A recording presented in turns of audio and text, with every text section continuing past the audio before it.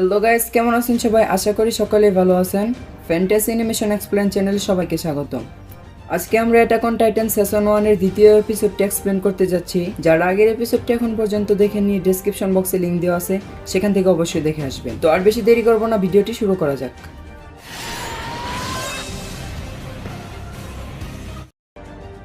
তো আগের এপিসোডে আমরা দেখেছিলাম একটি 110 মিটার লম্বা টাইটান চিকেন সিনা ডিস্ট্রিক্টের মেন গেটটি ভেঙে ফেলে, আর সেখান দিয়ে অসংখ্য টাইটান ভিতরে ঢুকে যায়। তখন এরিন দৌড়ে তার মাকে বাঁচাতে যায়, কিন্তু দুর্ভাগ্যবশত সে তার মাকে বাঁচাতে পারে না। তার চোখের সামনে একটি টাইটান তার মাকে দুটুকরো করে খেয়ে ফেলে। তো এখন তারপর এই এপিসোডের শুরুতে আমরা দেখতে পাই হ্যানেস, মিকাসা এবং এরিনকে কাঁধে নিয়ে দৌড়াচ্ছিল।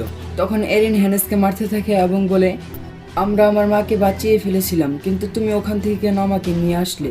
আর তুমি আমাকে বাঁচিয়েছো বলে তুমি এটা ভেবো না যে আমরা তোমার কাছে ঋণী থাকবো। তখন হ্যানেস এরিনকে তার কাছ থেকে ফেলে দেয় এবং বলে, নিজেকে সামলাও, তুমি তোমার মাকে বাঁচাতে পারোনি কারণ তুমি দুর্বল, আর আমি তোমার মাকে বাঁচাতে পারিনি কারণ আমি একটা ভীতু।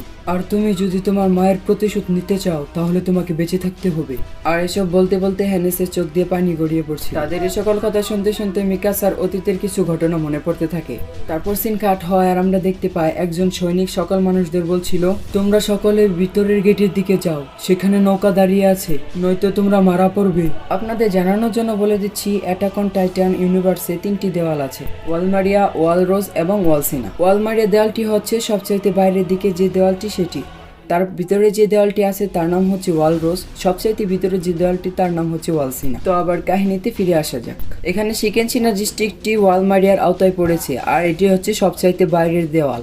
তাই শিকেনসিনা ডিস্ট্রিক্টের সকল মানুষদের টাইটানের চারা হিসাবে ব্যবহৃত হয়, যাতে টাইটান সরাসরি ভিতরে দেওয়ালে হামলা না করতে পারে। তারপর সিন কাট হয়ে পড়ে সিন আমরা দেখতে পাই একজন সৈনিক একটি লোকের কিছু জিনিস ভর্তি পুটলি নিচে ফেলে দিচ্ছে, আর সে বলছিল, তোমরা কেউ বাড়তি কোনো জিনিস নিয়ে নৌকাতে উঠবে না, যাতে বেশি থেকে বেশি মানুষ একবারে নৌকাতে আরোহণ করতে পারে।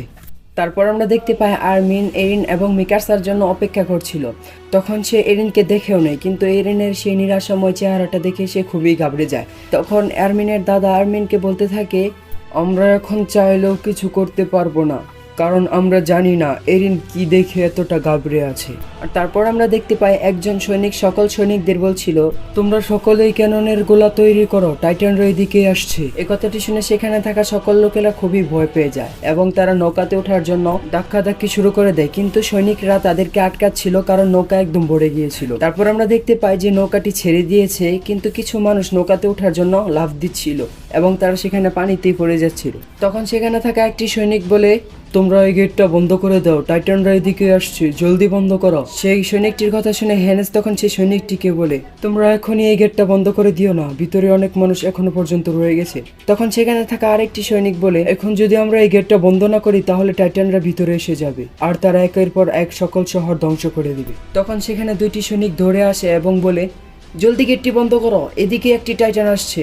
তারপর আমরা লক্ষ্য করি সেখানে 60 মিটার লম্বা একটি টাইটান আসে, যে অন্য সকল টাইটানদের থেকে দেখতে আলাদা ছিল। সেই টাইটানটি ধরে গেটের দিকে যেতে থাকে। তখন সকল সৈনিকরা তার দিকে ক্যানন দিয়ে হামলা করতে থাকে, কিন্তু সেই হামলার কোনো প্রভাবই পড়ে না তার উপর। তারপর সে গেটের দিকে ধরে আসতে থাকে এবং এক ধাক্কায় সে গেটটি ভেঙে ফেলে। তারপর সিন কাট হয় আর আমরা এরিনকে দেখতে পাই। সে মনে মনে ভাবছিল, আমরা তো আমাদের সেই আগের ঘরে আর ফিরে যেতে পারবো না, কেন আমি শেষ সময়েও আমার মায়ের সাথে ঝগড়া করছিলাম। তারপর সে মনে মনে আরো বলতে থাকে, আমি কাউকে ছাড়বো না, সকল টাইটানকে পৃথিবী থেকে ধ্বংস করে ফেলবো, আমি সব টাইটানের বংশ নির্বংশ করে ফেলবো, কাউকে ছাড়বো না। এই বছর টাইটানদের এখানে হামলা করার জন্য সকল মানুষদের বসবাসের জায়গা ওয়ালরোজ পর্যন্তই ঠিক করে দেওয়া হয়েছে, আর ওয়ালরোজের বাইরে যাওয়া সকল মানুষদের জন্য ব্যান করে দিয়েছিল সরকার।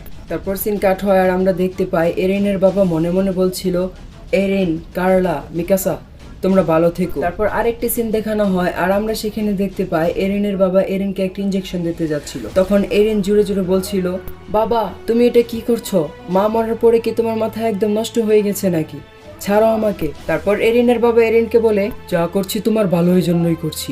তখন সে এরিনকে একটি চাবি দেয় আর বলে, এই চাবিটি তুমি কখনো হারিও না, তোমাকে তালার কাছে যেতেই হবে যেভাবেই হোক। আর দর্শক, আপনাদের জানানোর জন্য বলে দিচ্ছি, যে চাবিটি এখন এরিনের বাবা এরিনকে দিল, এই সেই চাবি যার রহস্য উদ্ঘাটন করতে করতে অ্যাটাক অন টাইটান সিরিজের 3টি সেশন শেষ হয়ে যাবে, যা আমরা পরে গিয়ে আরো ক্লিয়ারভাবে জানতে পারবো। তারপর আমরা দেখতে পাই এরিন হঠাৎ করে চমকে উঠে বসে পড়ে, আর আমরা বুঝতে পারি এরিন এই সকল বিষয়গুলো তার স্বপ্নে দেখছিল। তখন মিকাসা এরিনকে বলে, তুমি কি কোনো খারাপ স্বপ্ন দেখলে নাকি? তারপর সে লক্ষ্য করে তার গলায় সেই চাবিটি আছে যা সে স্বপ্নে দেখেছিল। তারপর মিকাসা এরিনকে বলে, চলো আমরা বাইরে যাই, বাইরে সকলকে তারা খাবার দিচ্ছে। তারপর তারা বাইরে যায় খাবার খাওয়ার জন্য। তখন আর্মিন তাদের কাছে দৌড়ে আসে 3টি রুটি নিয়ে, আর সে বলতে থাকে, এরিন, মিকাসা, এই নাও রুটি, এগুলো আমার দাদা এক্সট্রা নিয়েছিল বাচ্চাদের কথা বলে। তারপর আমরা দেখতে পাই সেখানে থাকা কিছু লোক খাবারের জন্য মারামারি করছিল। তখন তাদেরকে এরকম মারামারি করতে দেখে সেখানে থাকা একটি সৈনিক আরেক সৈনিককে বলছিল, টাইটানরা যখন দেওয়াল ভেঙে ভিতরে এসেছিল তখন এদেরকে কেন খায়নি? এরকম মানুষ যদি থাকে তাহলে তো আমাদের খাবারের অভাব আরো বৃদ্ধি পাবে। সৈনিকদের এরকম কথা শুনে এরিনের খুবই রাগ হয়। সে দৌড়ে যায় এবং একটি সৈনিকের পায়ে লাথি মারে। তখন সেখানে থাকা 2টি সৈনিক এরিনকে মারতে থাকে আর বলে, এই ছোকরা, তোর সমস্যা কিরে? তুই এরকম কেন করছিস? তখন এরিন বলে, তোমরা যদি দেখতে টাইটানরা মানুষদের কিরকম নৃশংসভাবে খায় তাহলে তোমরা এই কথাটি বলতে পারতে না। এ কথাটি শুনে সেই সৈনিকটি এরিনকে আবার মারতে আসে। তখন আর্মিন তাদের মাঝে এসে যায় এবং সে বলতে থাকে, খিদেয় সে একদম পাগল হয়ে গেছে, তাই সে মুখ দিয়ে এরকম উল্টাপাল্টা বকছে। প্লিজ আপনি কিছু মনে করবেন না, আর তাকে ছেড়ে দিন প্লিজ।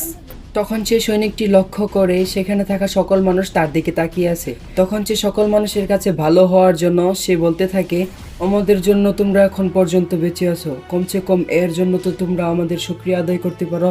এই কথা বলে সে সেখান থেকে চলে যায়। তখন এরিন মনে মনে বলতে থাকে, কখনো না, আমি কখনো বিতুদের সম্মান করি না এবং তাদের শুকরিয়া আদায় আমি কখনো করি না। আমি আবার ওয়ালমারিয়া যাব এবং রাস্তায় যে সকল টাইটানরা আসবে সকলকে আমি কেটে ফেলবো। আর এসব বলতে বলতে সে তার হাতে থাকা রুটিটি আর্মিনের দিকে ছুঁড়ে মারে। তখন আর্মিন সেই রুটিটি ধরে ফেলে এবং বলে, খিদেতে তুমি মরেই যাবে, কমসে কম এই রুটিটি তো খাও। তখন এরিন বলে, না, আমি কখনোই খাবো না। কতদিন পর্যন্ত আর মানুষের দয়ায় আমরা বেঁচে থাকবো? তখন আর্মিন বলে, আমাদের আর কিছু করার নেই, আমরা দেওয়ালের ভিতরে বেঁচে থাকতে পারবো, আর এর বাইরে গেলে আমরা মারা পড়বো। তখন এরিন বলে, তাহলে তুমি থাকো দেওয়ালের ভিতরে, ভীতু কোথাকার। একথা শুনে মিকাসার খুবই রাগ হয়। সে দৌড়ে এরিনের কাছে আসে এবং তার মুখে জুড়ে একটি ঘুষি মারে। তারপর সে বলে, আর্মিন যদি ভীতু হয় তাহলে আমরাও ভীতু, তার থেকে আমরা আর কোনো দিক দিয়ে কম নয়। টাইটানদের মারা হোক কিংবা এই শহর ছেড়ে যাওয়া, আমরা একাই কিছু করতে পারবো না, কারণ আমরা দুর্বল, আর আমাদের বেঁচে থাকতে হবে কারণ তোমার মা আমাদের বেঁচে থাকতে বলেছে। এই কথা বলে মিকাসা তার হাতে থাকা রুটিটি এরিনের মুখের ভিতরে ঢুকিয়ে দেয় এবং বলে, যদি বেঁচে থাকতে চাও তাহলে এই রুটিটি খাও। আর এভাবেই দিন কাটতে থাকে। একসময় সেখানে খাবারের অভাব দেখা দেয়। তখন সেখানে থাকা সরকার ঘোষণা করে যত সাধারণ মানুষ আসে সকলকে খেতে চাষ করতে হবে। তারপর অনেক মানুষ লেগে যায় চাষ করার জন্য, কিন্তু খাবারের ঘাটতি কিছুতে পূরণ হচ্ছিল না। তখন সরকার একটি প্ল্যান করে সৈনিকদের সাথে তারা সাধারণ মানুষদেরও টাইটানদের সাথে লড়াই করার জন্য পাঠিয়ে দেয়। সাধারণ মানুষ তো সাধারণ মানুষই, তারা তো আর টাইটানদের সাথে লড়াই করতে পারে না, কারণ তাদের ওইরকম কোনো প্রশিক্ষণ ছিল না। তারা টাইটানদের সাথে লড়াই করতে যায় এবং সকলে মারা পড়ে। তখন খাবারের ঘাটতিটা কিছুটা কমে যায়। যে সকল সাধারণ মানুষ মারা গেছিল তার মাঝে আর্মিনের দাদাও ছিল। আর এই কথা ভাবতে ভাবতে আর্মিন খুবই কান্না করছিল এবং সে বলছিল, সামনের বছর আমি সার্ভে কর্পসে ভর্তি হব। তখন এরিন বলে, আমিও ভর্তি হব এবং আমার নিজেকে আমি খুবই শক্তিশালী করে তুলব। তখন মিকাসা বলে, আমিও ভর্তি হব সার্ভে কর্পসে। তখন এরিন বলে, না, এর কোনো দরকার নেই, কারণ তুমি বলেছিলে বেঁচে থাকাটা বেশি জরুরি। তখন মিকাসা বলে, হ্যাঁ, বেঁচে থাকাটা অবশ্যই জরুরি, আর তোমাকে বাঁচিয়ে রাখতে আমি সার্ভে কর্পসে ভর্তি হতে যাচ্ছি। তখন এরিন বলে, আচ্ছা ঠিক আছে, তাহলে আমরা 3 জন একসাথে থাকবো এবং সকলকে শক্তিশালী করে তৈরি করব। তারপর আমাদের 1 বছর পরে সিন দেখানো হয় আর আমরা দেখতে পাই আর্মি ফোর্সে ভর্তির সময় এসে পড়েছে। আর সেখানে থাকা একটি কমান্ডো সেখানে থাকা সকল নতুন সৈনিকদের স্পিচ দিচ্ছিল, তোমাদের ভাগ্য খুবই খারাপ, কারণ তোমরা আমার মতো একজন ট্রেনারের কাছে পড়েছো, আর আমি তোমাদের একটুও চুপ করে বসে থাকতে দেব না। এখন তোমরা যেমন আছো, তোমরা তো টাইটানের খাবার মাত্র। আমি তোমাদের 3 বছর ট্রেনিং করাবো, তারপর তোমরা ডিসাইড করবে তোমরা টাইটানদের খাবার হবে নাকি তোমরা টাইটানদের শিকার করবে। আর আমাদের টাকলা ট্রেনারের এই সকল বক্তব্যের মাঝে এই এপিসোডটি শেষ হয়ে যায়। আরেকটা বিষয়, আমাদের কথা বলা কিংবা এক্সপ্লেনে যদি কোনো প্রকার ভুল হয়ে থাকে তাহলে অবশ্যই ক্ষমার দৃষ্টিতে দেখবেন, কারণ আমরা আলামিন ভাইয়ের মতো অতটা এখনো পর্যন্ত প্রফেশনাল হতে পারিনি। হয়তোবা আমরা আপনাদেরকে ওই রকম আনন্দটা দিতে পারি না, কিন্তু আপনারা যদি আমাদের পাশে থাকেন এবং আমাদের সাপোর্ট করেন, ইনশাল্লাহ এক সময় আমরাও পারবো। আরেকটা বিষয় উল্লেখ করতে চাই, আমরা অনেক এক্সপ্লেনার দেখেছি যাদের ভিডিও কোয়ালিটি খুবই খারাপ এবং তাদের ভয়েসেও খুবই সমস্যা আছে, কিন্তু তারা ঠিকই সাপোর্ট পেয়ে যাচ্ছে, তাদের ভিডিও ট্রেন্ডিং হচ্ছে, ভাইরাল হচ্ছে। কিন্তু আমরা এত কষ্ট করছি, তারপরেও আমরা কোনো সাপোর্ট পাচ্ছি না। এটা কি বাংলাদেশি বলে নাকি আমি কিছু বুঝতে পারছি না। আচ্ছা, যাই হোক বন্ধুরা, আপনারা সকলে আমাদের পাশে থাকবেন, আমাদের সাপোর্ট করবেন, যাতে আপনাদের আরো ভালো ভালো ভিডিও উপহার দিতে পারি। যাই হোক, কথার ভিতরে যদি কোনো ভুলভ্রান্তি হয়ে থাকে তাহলে অবশ্যই ক্ষমা দৃষ্টিতে দেখবেন। তো আজকের মতো এখানে শেষ করছি, আবার দেখা হচ্ছে এর নেক্সট এপিসোডে। ততক্ষণ পর্যন্ত সকলে ভালো থাকবেন, সুস্থ থাকবেন। আল্লাহ হাফেজ।